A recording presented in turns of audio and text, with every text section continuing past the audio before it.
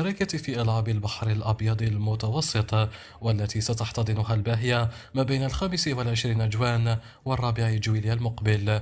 بعثات ألبانيا، إيطاليا، ليبيا وتونس حطت رحالها بمطار وهران وسط تنظيم محكم أثنى عليه الجميع قبل تحويلهم مباشرة إلى أماكن الإقامة بالقرية المتوسطية الأكبر داخل القارة، والتي تم إنجازها خصيصا لهذا الغرض. وهران في القلب ترحب بضيوفها الأكارم وتتمنى لهم إقامة ممتعة ومنافسات عالية المستوى في ظروف جيدة لن ينسوها أبدا.